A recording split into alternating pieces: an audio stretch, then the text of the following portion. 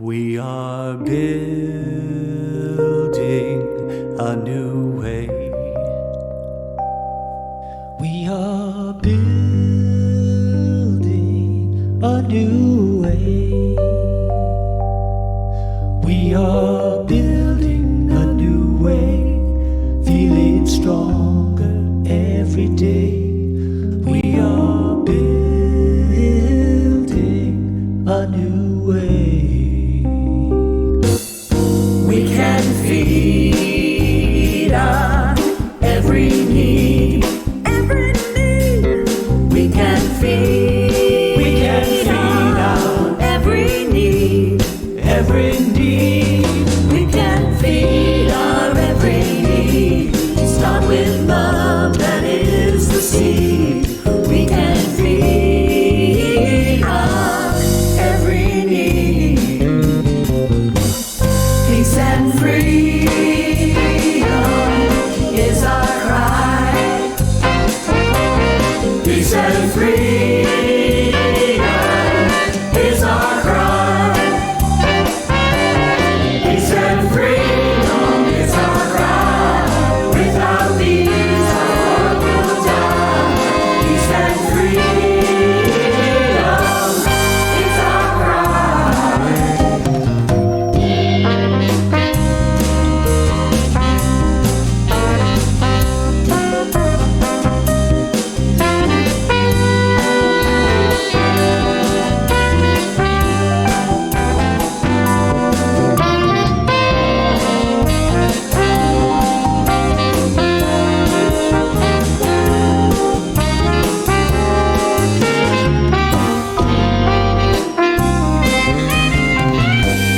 We are building a new way. We are building a new way. We are building a new way.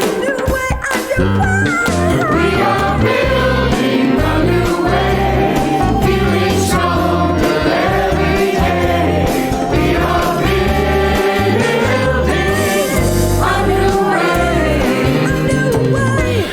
A new way. A new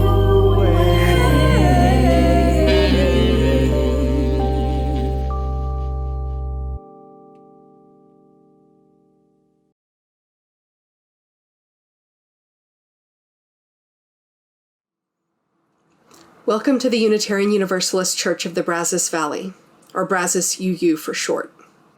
My name is Darby Lockridge, and I'm serving as your worship assistant today. I come to this church because I believe that the radical, inclusive love that's reflected in our Unitarian Universalist values will save the world. We are a welcoming congregation, which means that we celebrate and welcome all people of diverse sexual orientations and gender identities.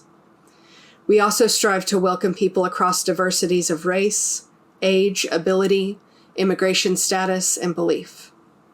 We are also a reproductive freedom congregation, which means that we trust and respect people for their reproductive decisions. So whoever you are, wherever you have come from, and wherever you are on life's journey, you're welcome here. We encourage everyone to visit our website, brazos-uu.org. During this time of pandemic and in the midst of our planned building project, the website and our weekly services are our church home. If you might like to contribute your musical talents, if you have a great story to share about your life's journey, or if you have a passion for social justice, we would love to hear from you. If you're interested in getting involved, you can find opportunities on our website. To learn more about our community and what is happening, you can join our email list and our monthly newsletter, and you can also find us on social media by searching UUCBV. Our service today is about the next 65 years.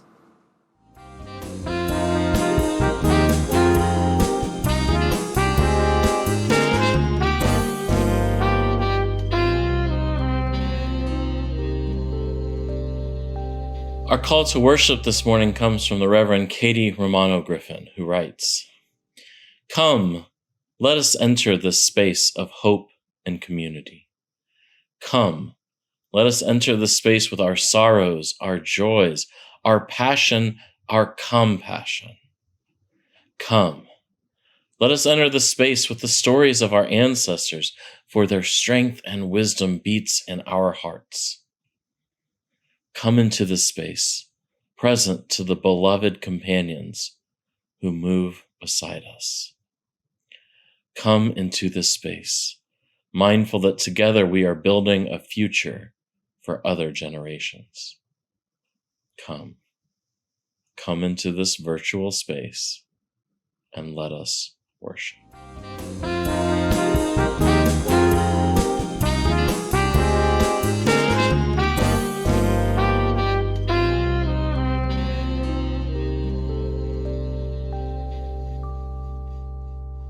Thank you, Reverend Christian. I invite you all to light your own chalice if you have one, as I light our chalice today.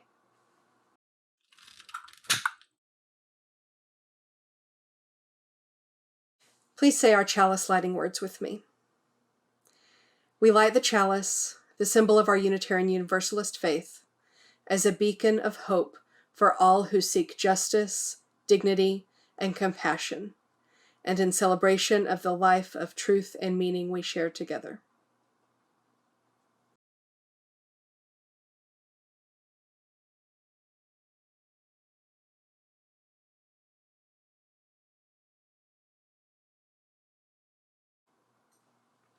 Now all please join me in saying our affirmation. Love is the spirit of this church, and service is its gift. This is our great covenant, to dwell together in peace, to seek the truth in love, and to help one another.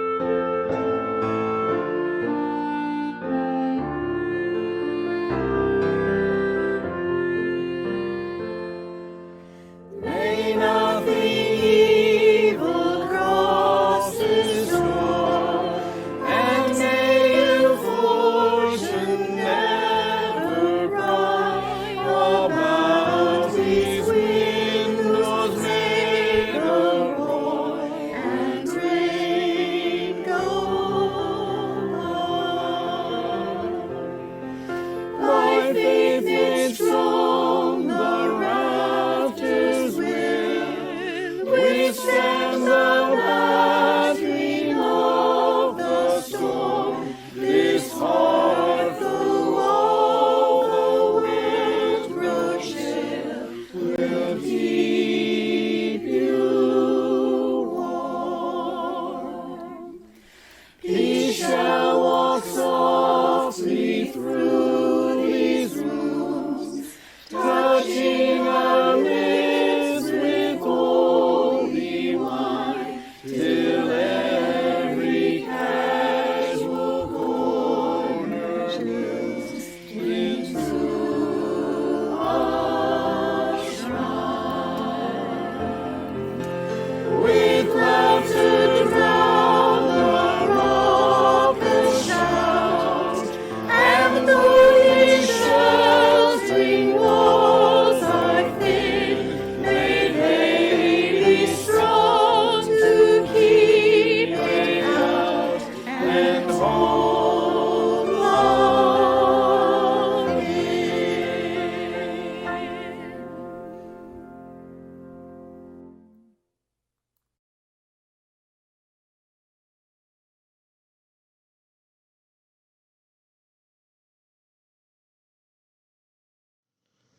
Our time for all ages this morning is called A Lamp in Every Corner. It's by Janine K. Grossmeyer. Many years ago, in the land of Transylvania, in a mountain valley watered by quick rushing streams and shadowed by great forests of beech trees, there was a village with small wooden houses and dark shingled roofs. The people in the village were of the Unitarian religion, and they wanted a church of their own, a church set up on the hillside, they decided, looking down over the village as a mother looks down upon her sleeping child. So all of the people of the village labored long and hard to build themselves a church. The stonemasons hammered sharp chisels to cut great blocks of gray stone, then set those stones into stout and sturdy walls. The glaziers made tiny glass panes and fitted them neatly into the windows with leaded lines. The foresters sawed tall beech trees into enormous beams, and laid the trusses for the ceiling, then covered the roof with close-fitting wooden shingles that wouldn't leak a drop of rain. The carpenters carved wood for the pair of wide-opening doors, setting them on strong pegs so the doors hung straight and square. A bell was brought from a faraway city and hoisted by ropes with a heave and a ho to the top of the tower. The weavers wove fine cloths for the altar table, cloths embroidered with flowers and edged with lace. The smiths hammered black iron into tall lampstands and thin bronze into shining oil lamps. Finally, when the building of the church was done, the painting of the church could begin. The painters mixed bright colors, royal red and shimmering gold and brilliant blue, and everyone in the village, old and young, women and men, boys and girls, came to decorate their church. They painted flowers, they painted trees, they painted designs around the windows and different designs around the doors. And at the end of the day, when it was finished, when their church was finally done, all the people of the village stood back to admire it and then to sing a song of happiness and praise. Their village had a church now, a church set on the hillside, looking down over the village. "We will eat now," announced an elder of the village, because everyone was hungry after their long day's work. "And later tonight, we will come back to pray." So the people of the village went down the hillside to their homes and to their suppers, all except one little girl named Zora and her father, who stayed behind. They had brought their own bread and cheese. They ate their food slowly, sitting on the grass of the hillside, admiring their new church with its strong stone walls, its tall tower, its magnificent bell. After they had eaten, they went back inside, opening those carved wooden doors to go into the gloriously painted sanctuary inside. "Oh, look, Father!" Zora cried, running from picture to picture, with her footsteps echoing off the stone walls. "See how grand!" "Yes, it is," said her father, looking around and nodding with pride. "Yes, it is." "But Father," she said suddenly, "we haven't finished." "What do you mean?" "There are tall iron lamp stands all along the walls, but where are the lamps? The church will be dark when the people come back." "Ah, no, little one," said her father. "The light of the church comes from its people. You shall see." He rang the bell to call the people to worship, then took his daughter by the hand and led her back outside. They waited on the grassy hillside next to their beautiful church of strong gray stone. The sun had set behind the mountains, and night was coming soon. Yet in the growing darkness, tiny points of light came from many directions and moved steadily up the hill. "Each family is entrusted with a lamp, little one," her father explained. "Each family lights its own way here." "Where is our family's lamp?" "Your mother is carrying it. She'll be here soon." The many lights moved closer together, gathering into one moving stream, all headed the same way, growing larger and brighter with each moment. Zora's mother arrived, bearing a burning oil lamp in her hands. The father lifted Zora so she could set their family's lamp high in its tall iron stand. All around the church, other families were doing the same. Soon the church was ablaze with light in every corner, for all the people of the village had gathered to pray and to sing. All through the worship service, Zora watched the lights flicker and glow. She watched her family's lamp most of all. When the service was over, her father lifted her high. She took the shining bronze lamp from its stand. Its curved sides were warm and smooth in her hands. Her mother carried the lamp home, its flame lighting the way. The flame lit their house when they returned home. Zora washed her face and got ready for bed by the light of that flame. "Mother," Zora began as she climbed into bed and lay down. "Yes, little one?" her mother asked, tucking her red wool blanket around Zora's shoulders. "Father said the light of the church comes from its people." "Yes. But also, the people take their light from the church." Over on the table by the fireplace, the shiny bronze lamp was still burning. "And we have that light every day." "Yes, indeed," said her mother. "Even when we're not in church, even when the lamp's not lit, we carry the light of truth in our minds, the flame of love in our hearts, to show us the right way. That light, the light from truth and love, will never go out." "Never?" asked Zora. "Never," said her mother. "And this bronze lamp will last for many, many years. When you are grown, we'll give the bronze lamp to you, and when your children are grown, you'll give the lamp to them, and all of you will carry it back and forth to church every time." "But there's only one lamp," Zora said. "So make another. Let the light grow. And someday tell your children to make more lamps too. And now, good night," her mother said and kissed Zora once on this cheek, and once on that cheek, and once on the forehead. Zora closed her eyes and drifted into dreams, while her mother looked down upon her sleeping child. The years passed, Zora grew. The bronze lamp came into her care. She kept it polished and clean, and when the bell rang out across the valley to call the people to worship, she carried the lamp back and forth to the church on the hillside, the flame always lighting her way. When the time came, she made more lamps and gave them to her children, who made more lamps and gave them to their children, and so it went, on through the years, even until today. And always, the light of truth, the flame of love from that Unitarian church on the hillside continued to grow and show them and us the way. And so ends our story today.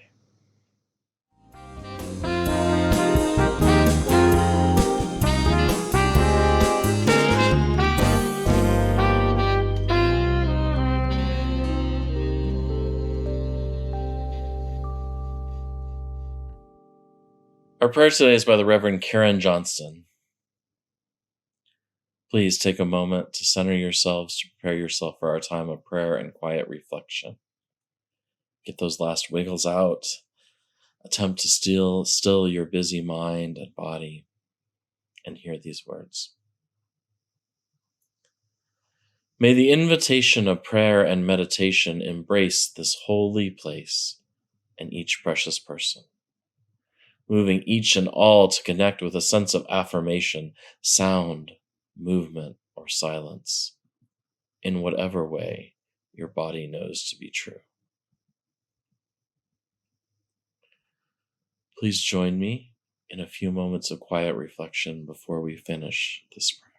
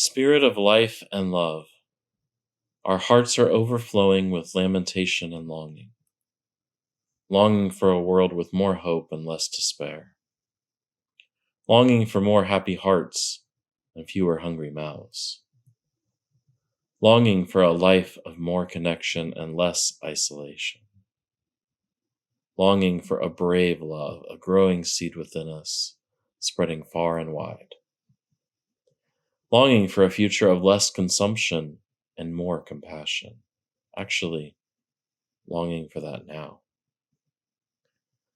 Longing for governments that quell hate and violence rather than generate it. Longing for a nation that acknowledges injustices and works to make them right. Longing for a present with each of us doing what is ours to resist racism and all forms of systemic oppression. Longing for companions to give us courage that we might be the people these times require to bring about beloved community. In the circle of care and compassion, we hold those who are in trouble right now.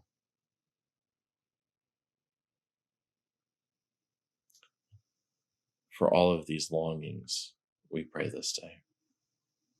Amen.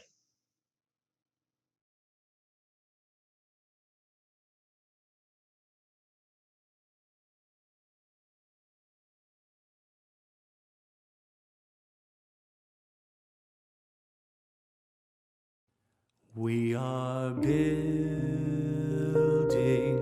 a new way. We are building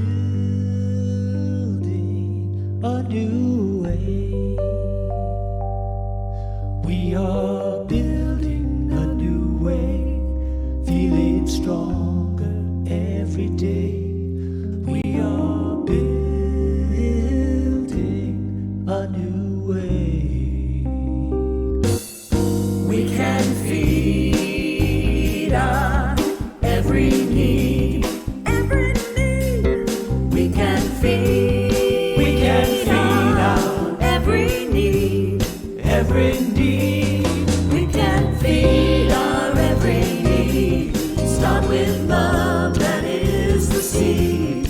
We can feed our every need. Peace and freedom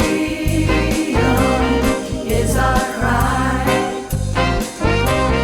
Peace and freedom is our cry. Peace and freedom is our cry. Without these, our world will die. Peace and freedom is our cry.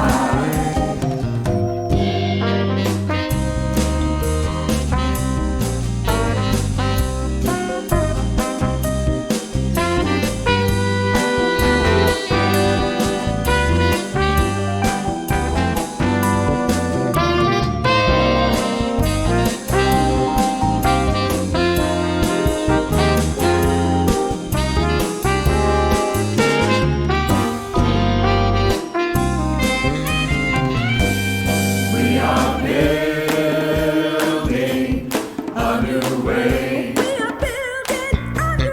We are building a new way. We are building a new way, feeling stronger every day. We are building a new way. A new way, a new way, a new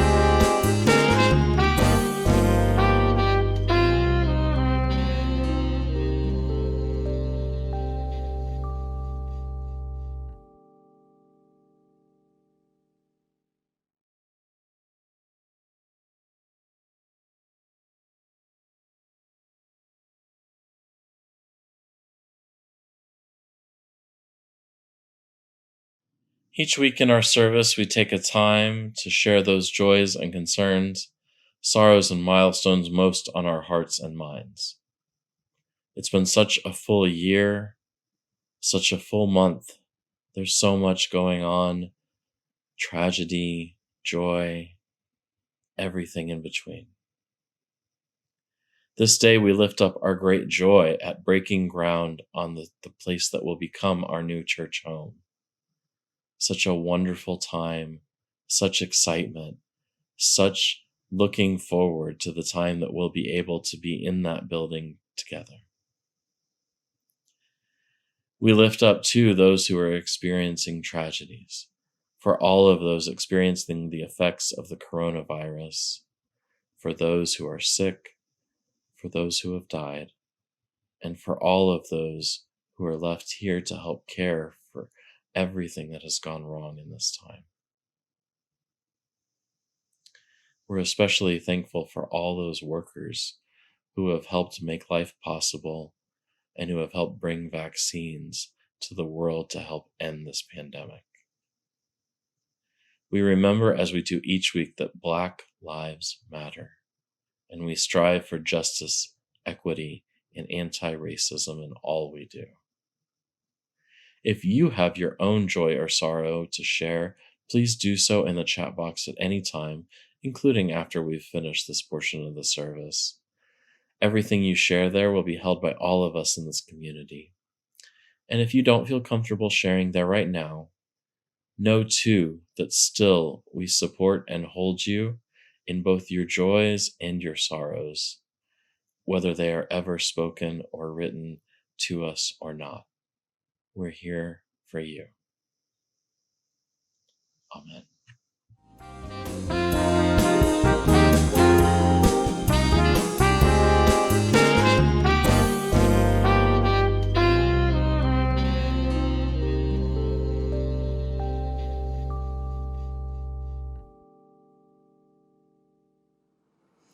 Today's reading is Anyone's Ministry by Gordon B. McKeeman.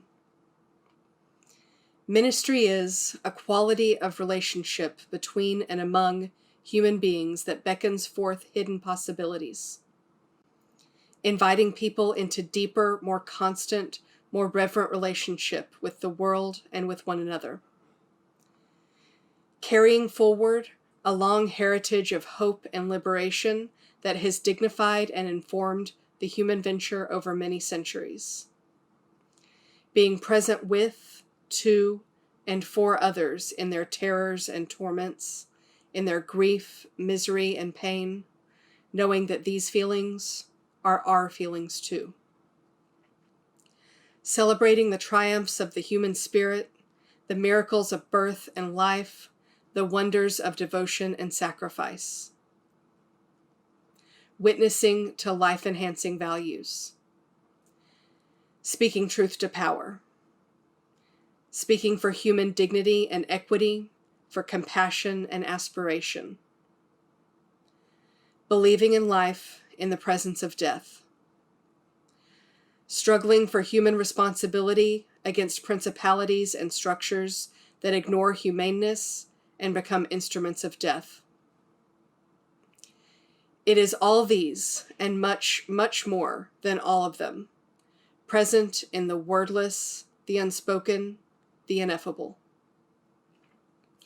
It is speaking and living the highest we know and living with the knowledge that it is never as deep or as wide or as high as we wish. Whenever there is a meeting that summons us to our better selves, wherever our lostness is found, our fragments are united, our wounds begin healing, our spines stiffen, and our muscles grow strong for the task. There is ministry.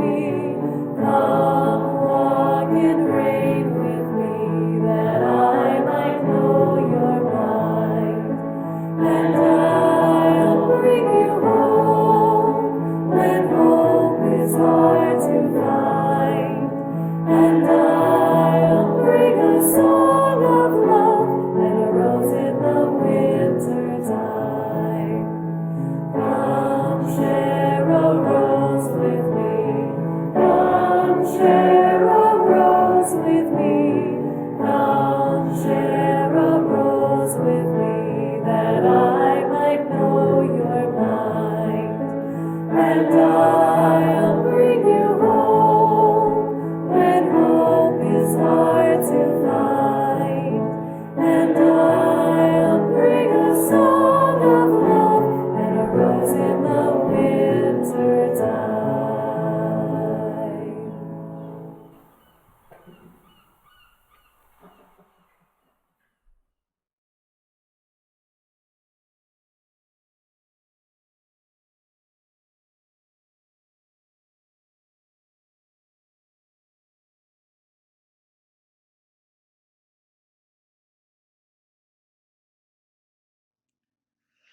I was the guest preacher at a large, historic Unitarian Universalist church once, some years ago, and I admitted during the course of my sermon that I had doubts about myself, about whether, if ever, I was faced with one of those ultimate choices, the ones they present to you in philosophy questions, the ones about morals, the sort of life or death decisions where there is maybe an easy way to do the wrong thing and a very hard way to do the right thing, or two conflicting choices, neither of which seem clearly right. I was wondering, and I admitted that day, that I wasn't sure if I could do it. Now, I didn't mean this lightly. I would like to think that I have a strong sense of what is right and wrong, though sometimes things are complicated, and rarely are they simple. But in the course of my sermon that day, I expressed that uncertainty and wondered what the difference between those who ultimately do the hard right thing and those who don't is. And who among us can truly be sure we wouldn't falter at the moment of greatest importance? Well, as these things go, someone had something to say to me in the receiving line after service. Perhaps you've been there.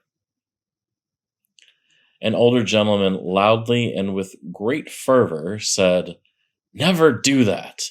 A minister can't preach about doubt. You have to have the courage of your convictions. You can't preach like that." Now I took a moment and a deep breath,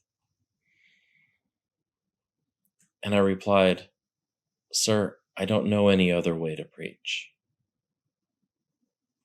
Because to admit that I'm uncertain, that we are all sometimes uncertain, that we have doubts, I know that's a hard thing for many of us. In fact, let me just say me. It's hard for me.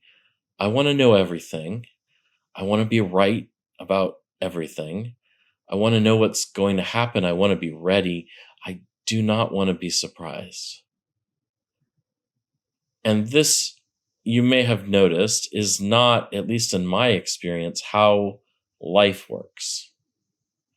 I look back at times in my life and wish I had the chance to redo things, knowing what I know now, how easy those things would be, how much better.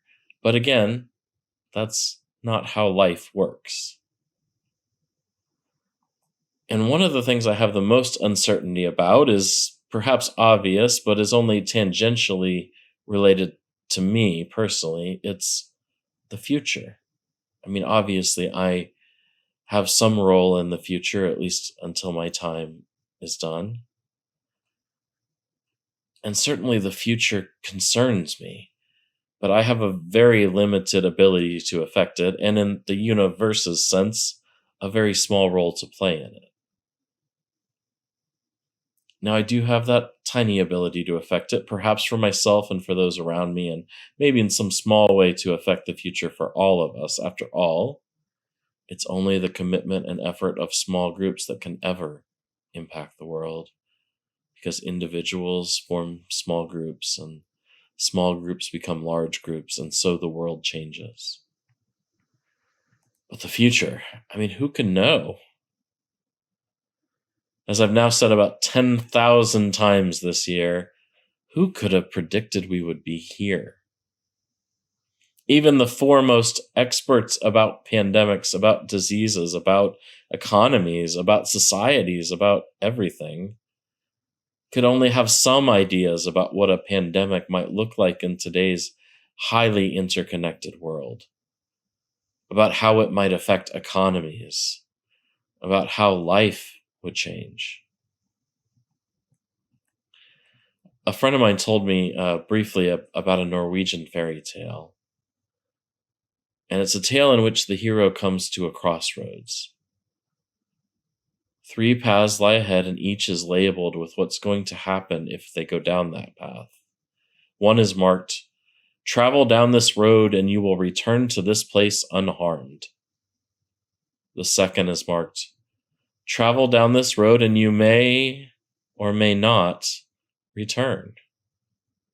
And the third is marked, "Travel down this road and you will never return." And of course, our fairy tale hero chose the third path, never to return. How else would you discover the outcome of your journey unless it leads to a place and a person that you have not yet been? And of course, it's not new wisdom to point out that we have no other choice, really. Even to stay where we are or to attempt to do so is to change. The Greek philosopher Heraclitus said this more than 2,000 years ago, after all. No person ever steps in the same river twice, for it will have changed and you will have changed. We can never return to the same place, for it and we will have changed. Having come back to this congregation after a decade mostly away has shown me this truth all over again. Some things, many of the people are familiar, if a few years older now. But other things have changed. The cities aren't the same. Our congregation's home building is no longer there. We broke ground this week on our new church building. So much the same, but so much different too. This congregation is 65 years old. It's retirement age if it were a person. But we know that our churches do not operate on the same time scale as we do. The first congregation I served as minister, the first parish in Malden, Massachusetts, was founded in 1648.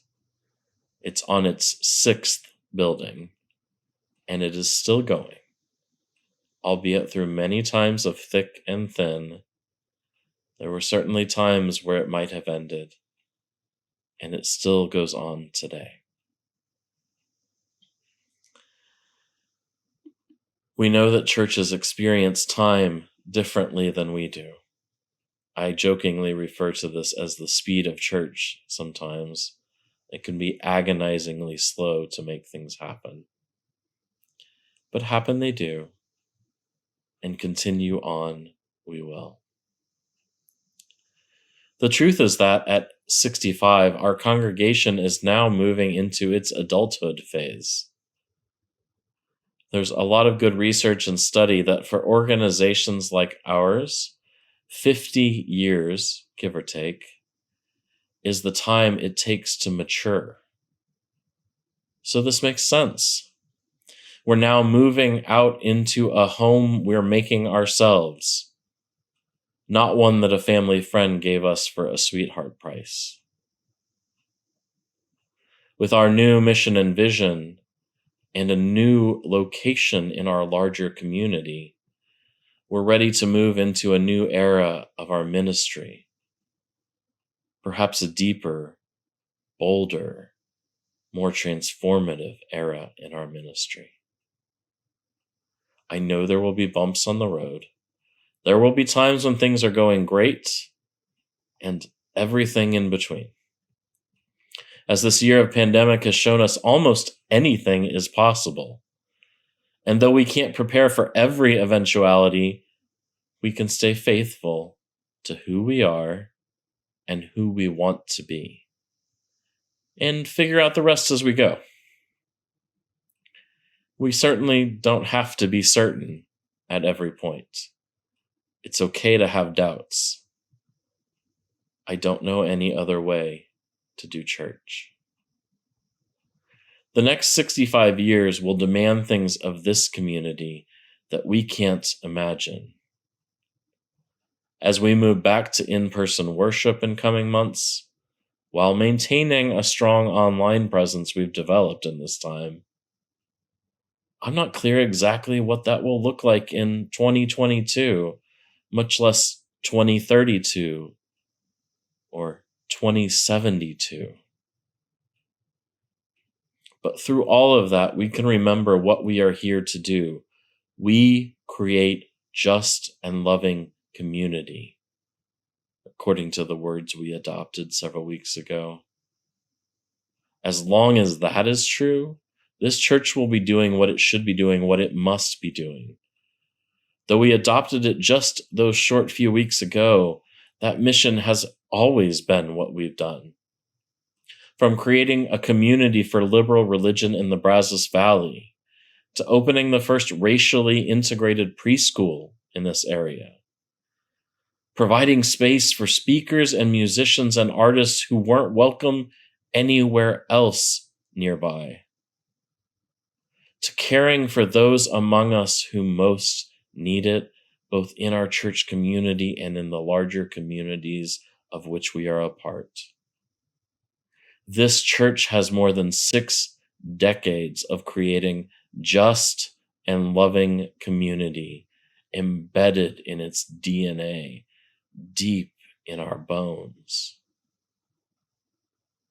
So whatever the next 6 decades bring, we will meet it by doing just that, creating just and loving community in new and old ways, shaping the world around us even as it shapes us.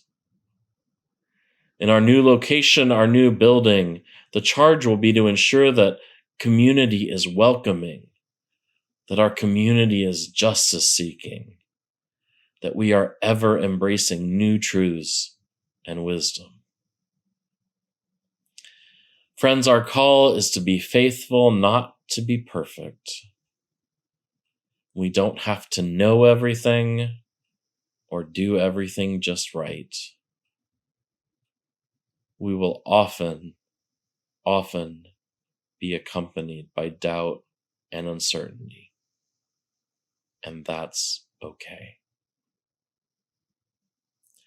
Our calling is to create just and loving community, and every day we start that process anew. Amen.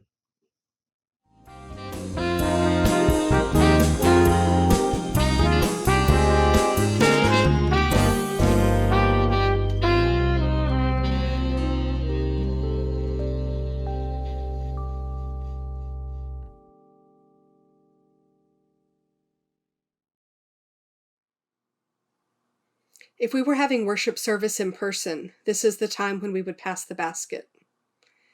This church shares the proceeds of the offering plate donation every week to support important nonprofit organizations with which we work. This month, we're proud to support the Brazos Valley African American Museum, because supporting and promoting the preservation of marginalized histories is incredibly important work. Please be as generous as you can. If you wish to make an offering, you can mail your check in, or for your convenience, you can donate online. On our homepage at brazos-uu.org, you can find our mailing address at the bottom, and at the top you will see a Donate Here link. In the chat box, you will see that link now.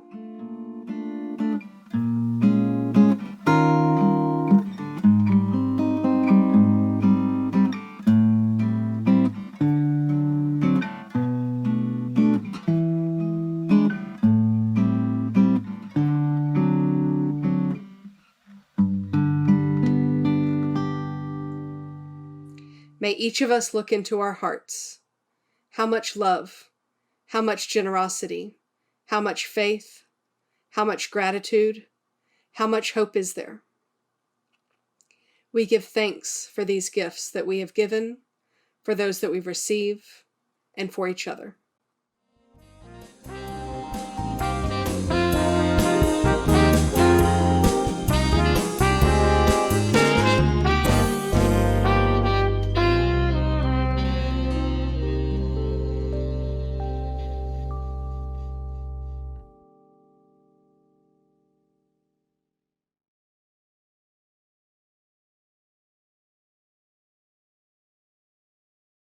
For each child that's born, a morning star rises and sings to the universe who we are. For each child that's born, a morning star rises and sings to the universe who we are. Oh, for each child that's born, a morning star rises and sings to the universe who we are. Oh, for each child that's born, a morning star rises and sings to the universe who we are. We are our grandmother's prayers, and we are our grandfather's dreamings, and we are the breath of our ancestors. We are the Spirit of God. We are mothers of courage, fathers of time, daughters of dust, and the sons of great visions. We're sisters of mercy, brothers of love, lovers of life, and the builders of nations. We're seekers of truth, keepers of faith, makers of peace, and the wisdom of ages. We are our grandmother's prayers. We are our grandfather's dreamings, and we are the breath of our ancestors. We are the Spirit of God. We are mothers of courage, fathers of time, daughters of dust, and the sons of great visions. We're sisters of mercy, brothers of love, lovers of life, and the builders of nations. We're seekers of truth and keepers of faith. We are makers of peace and the wisdom of ages. We are our grandmother's prayers. We are our grandfather's dreamings, and we are the breath of our ancestors. We are the Spirit of God.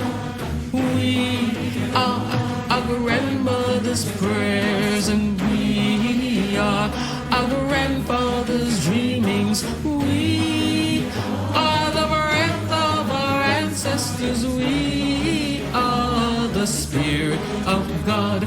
For each child that's born, a morning star rises and sings to the universe who we are. For each child that's born, a morning star rises and sings to the universe who we are. We are one.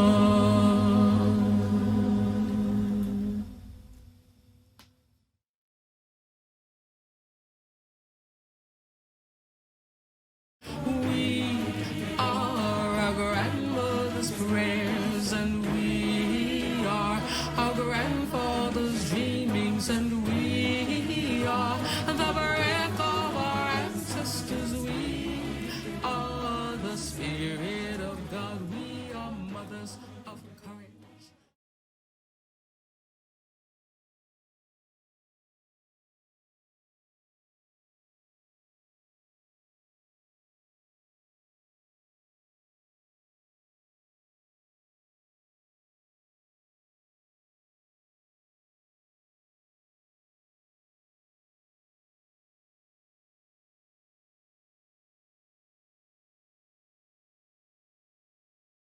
Now please join me in extinguishing the chalice.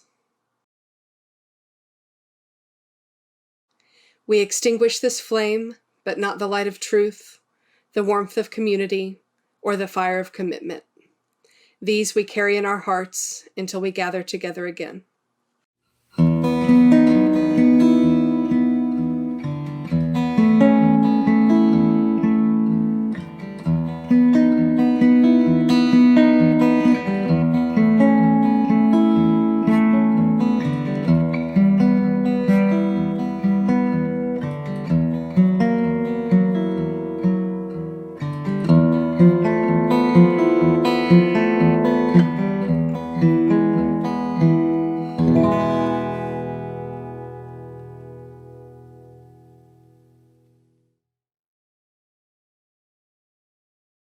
Our benediction today is from the Reverend Sam Trumbore. Friends, go forth in simplicity. Find and walk the path that leads to compassion and wisdom, that leads to happiness, peace, and ease. Welcome the stranger and open your heart to a world in need of healing. Be courageous before the forces of hate. Hold and embody a vision of the common good that serves the needs of all people. Our worship is ended and our service begins.